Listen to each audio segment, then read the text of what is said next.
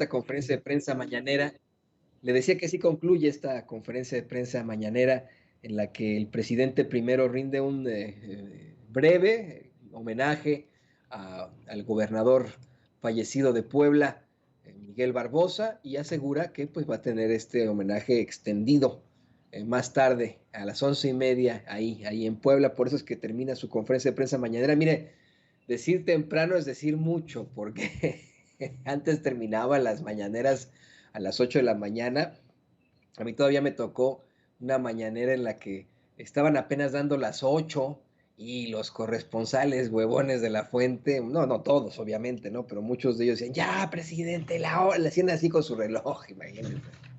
En aquel entonces, ahora están durando las conferencias hasta pasadas las 10. Hoy la termina a las 9 para precisamente desplazarse a Puebla y ahí rendir un homenaje a Miguel Barbosa, quien asegura, bueno, pues fue un luchador social, así lo planteó el presidente, un luchador por la democracia durante muchos años, así lo dio a conocer al comenzar la conferencia de prensa mañana, y por eso termina esta conferencia tan pronto hoy, si se puede decir eso. Por cierto que hoy, y sígale don David, con esto es muy interesante, hoy el presidente pues encabezó un quién es quién de las mentiras de la semana con la periodista Ana Elizabeth García Vilchis, en el que exhibe pues a esos periodistas, entre comillas, que en lugar de ser cercanos al pueblo, son parte de la élite del poder y que ahora pues están muy molestos porque ya no tienen poder que antes exhibían impunemente. Dijo que aunque difaman y atacan todos los días, pues esto ya no tiene efectividad porque la gente está muy consciente y ya está harta de la prensa vendida o alquilada. El presidente pues plantea que tanto el Reforma como la Crónica de Hoy, este periódico llamado La Crónica de Hoy, son como el Washington Post o The New York Times o el Financial Times, pues son famosos pero sin ética y están al servicio de los potentados. Dijo que no informan más lo que les conviene a los potentados, que no les informan, les importan los pueblos. Dijo que, por ejemplo, el Washington Post dio a conocer la supuesta destrucción de sitios arqueológicos por la construcción del Tren Maya, lo cual aseguró es falso de principio a fin, algo que la misma Ana Elizabeth García Vilchis exhibiría en su ¿Quién es quién de las mentiras de la semana? Es una nota que de hecho firman Kevin Ziff y Whitney Leameng, en la que pues aseguran que hay una supuesta destrucción de vestigios arqueológicos, pero dice Ana Elizabeth García Vilchis que hay pues una falta de ética y de veracidad de tanto el Washington Post como de estos reporteros al reproducir una serie de datos erróneos y falsos. Y demostró, de hecho, cómo la construcción del Tren Maya, en todo caso, es algo que dan a conocer, pues, periódicamente, valga la redundancia. Dicen Elizabeth García Vilchis que, de todos modos, la construcción del Tren Maya, en todo caso, lleva a cabo una política de protección de patrimonio arqueológico y respeta el medio ambiente, pues se han preservado miles de artefactos y cenotes.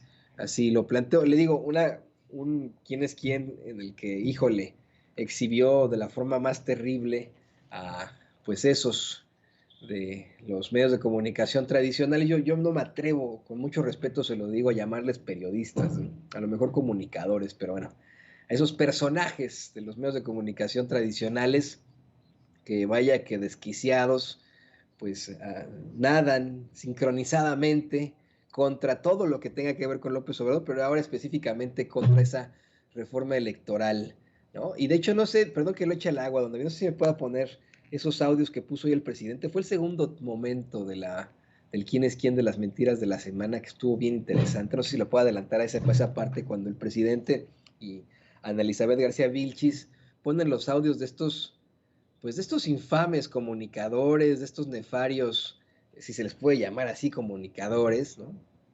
Así como de politicazos que pues salen con una serie de declaraciones verdaderamente lamentables, ¿no? De hecho, hoy le digo, García Vilchis aseguraba que ya se desquició esa oposición por el plan B a la reforma electoral, que por cierto será votado hoy, ¿eh?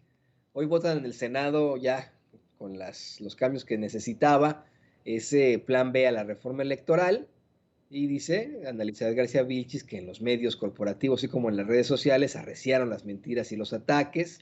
Exhibió, le digo, a Sergio Sarmiento, a Ciro Murayama, a Lorenzo Córdoba, a Julián Rementería y por supuesto a Claudio X González por mentir al unísono contra la necesidad de reducir los gastos y los privilegios del INE, así como evitar el fraude electoral. No se tenga por ahí ya. Muy bien, vamos a escuchar estos audios que puso el presidente y Ana Elizabeth García Vilchis. Audios infames, está incluido el que le presentaba ayer mi compañero y amigo Vicente Serrano, en el que Claudio X González todavía se dio el lujo de regañar a un reportero que lo cuestionó por su presunta evasión de impuestos, evasión fiscal, y que le dijo que tenía mal sus fuentes y que él no era empresario, que era activista social, imagínese. Adelante, don David. El famoso Plan B es una iniciativa que ha salido del hígado del presidente Andrés Manuel López Obrador. No hay otro propósito en la iniciativa más que debilitar, golpear al Instituto Nacional Electoral. De hecho, en las muchas páginas que tiene esta iniciativa se señala que el Instituto Nacional Electoral es uno de los ejemplos más nocivos de lo que los gobiernos neoliberales determinaron como proliferación de instituciones descentralizadas y autónomas. En vez de garantizar elecciones libres, confiables, democráticas, auténticas, dice, ha convertido a una élite académica en garante de abusos en el uso del gasto público y cómplice protectora de conductas electorales fraudulentas e ilegales. Bueno, pues si fueron tan fraudulentas las elecciones realizadas por el INE, ¿cómo es posible entonces que aceptemos el resultado de las elecciones de 2018 y de 2021 en que ganó Morena? López Obrador se quiere apoderar del INE. López Obrador quiere ser él quien determine quién va a ser el próximo presidente o presidenta de México y no los ciudadanos, que no seamos nosotros. Y entonces la reforma electoral a López Obrador, la reforma en la Constitución fue bateada. Revivió la alianza opositora, PAN, PRI, PRD, juntos otra vez. Batean con MC también, batean la reforma constitucional electoral de López Obrador, pero luego ya tenía López Obrador su plan B, que de todas maneras le pega al INE. Porque ese es el objetivo de fondo de López Obrador. Él no quiere un árbitro imparcial. López Obrador advirtió desde el lunes que al INE sí lo iba a tocar. Yo creo que si la reforma mataba al INE, la constitucional, esta lo quiere dejar inválido. Así de grave es. Es decir, está vivo el INE, no pudieron acabar con un instituto que en la Constitución aparece como autónomo, pero le están cortando las piernas, las manos, y eso puede comprometer las funciones que tiene que realizar el Instituto Nacional Electoral. Oiga, señor Claudio, aprovechando que lo tenemos aquí nada más, hay una de las cosas que se señala que de alguna manera usted ha encabezado este movimiento ante la evasión de impuestos de sus empresas. Es una versión que públicamente usted nunca ha aclarado y estaría bueno que ya que está aquí, pues lo aclare a las cámaras, por favor. ¿Podría? Sin comentario y por favor cheque bien sus fuentes. Yo no soy empresario, soy activista social. Gracias. En efecto, estamos ante una reforma que genera un profundo daño al Instituto Nacional Electoral y sobre todo a los derechos que el INE está destinado a garantizar, como son pues elecciones, estándares constitucionales, imparciales, dando toda la garantía a los ciudadanos. Ahora se desaparecen. No tenemos un problema electoral, pero sí tenemos un personaje que lleva 16 años diciendo que el INE hace fraudes. Ese personaje fue un candidato derrotado a la presidencia 2 veces y hoy es el presidente de la República. Y no paró de repetir que el INE hace fraudes y, por cierto, pocas voces salieron a hacerle frente, Ciro.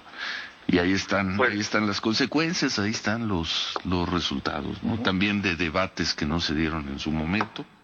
Pocas voces salieron a hacerle frente, Ciro, o Ciros. No mames, o sea, aparte de todo que este cuate se burla de nosotros. Ciro Gómez Leiva creo que es el más nefario de los antes mencionados, aún más nefario que el supervillano Claudio X González, quien dice ser activista social. O sea, que ayer, atinadamente, María José, Betty, Vicente planteaban cómo es que Claudio X González no es más que un golpista junior, ¿no? Un vil golpista junior, un tipo que ha vivido siempre de lo que le ha dado su papito, su mamita, de lo que obtiene de las organizaciones, y sí, ¿no? Pues de sus empresas, sí es empresario, ¿no? No puede decir que no es empresario, pero bueno, ahí lo tiene usted. Y bueno, le pido a don David que